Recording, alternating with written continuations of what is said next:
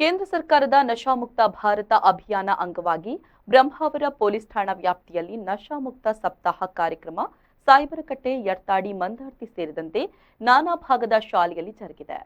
Mandarthi Shri Durga Parameshwari temple ಪದವಿ ಪೂರ್ವ ಕಾಲೇಜಿನಲ್ಲಿ ಬ್ರಹ್ಮಾವರ ಪಿಎಸ್ಐ ಮುಕ್ತಾ ಅವರು ಮಾದಕ ದ್ರವ್ಯ ವಿರೋಧಿ ಜಾಗೃತಿ ಕಾರ್ಯಕ್ರಮದ ಅಂಗವಾಗಿ ವಿದ್ಯಾರ್ಥಿಗಳಿಗೆ ಮಾದಕ ವಸ್ತುಗಳಿಂದಾಗುವ ಸಾಮಾಜಿಕ ಸಮಸ್ಯೆ, ಆರ್ಥಿಕ ಸಮಸ್ಯೆ, ಆರೋಗ್ಯ ಸಮಸ್ಯೆ ಮತ್ತು ಸಮಾಜ ಹಾಗೂ ಕುಟುಂಬದ ಮೇಲಾಗುವ ದುಷ್ಪರಿಣಾಮದ ಕುರಿತು ವಿದ್ಯಾರ್ಥಿಗಳಲ್ಲಿ ಮಾಹಿತಿ ನೀಡಿ ಜಾಗೃತಿ ಮೂಡಿಸಿದರು. ಹೊಡಿತಾ ಇರ್ತಾನೆ, ಎಲ್ಲೋ ಒಂದು ಚಿಕ್ಕ ಮಗುವಿಗೆ ಭಿಕ್ಷಾಟನೆಗೆ ಹಾಕ್ತಿರ್ತಾರೆ, ಇಲ್ಲದಿದ್ರೆ ಮಕ್ಕಳನ್ನ ಲೈಂಗಿಕವಾಗಿ ಬಳಸ್ಕೊಳ್ಳಿಕ್ಕೆ ಎಲ್ಲ ಮಾಡ್ತಾ ಇರ್ತಾರೆ. ಇಂಥದ್ದು ಏನೇ ಇದ್ರೂ ಕೂಡ 112ಗೆ ನೀವು ಕಾಲ್ ಮಾಡಿ. 1098ಗೆ ಕಾಲ್ ಮಾಡ್ಬೇಕಂತೂ ಇಲ್ಲ, 112ಗೆ ಕಾಲ್ ಮಾಡಿದ್ರೆ ನಿಮ್ಗೆ ಯಾರಿಗೆ ಸಂಪರ್ಕಿಸಬೇಕು, ಯಾವ ಇಲಾಖೆಗೆ ಅವರು ಕನೆಕ್ಟ್ ಮಾಡಬೇಕು, ಯಾರನ್ನ ಅಲ್ಲಿಗೆ ಕಳಿಸ್ಬೇಕು, ಪ್ರತಿಯೊಂದು ಕೂಡ ಮಾಡ್ತಾರೆ.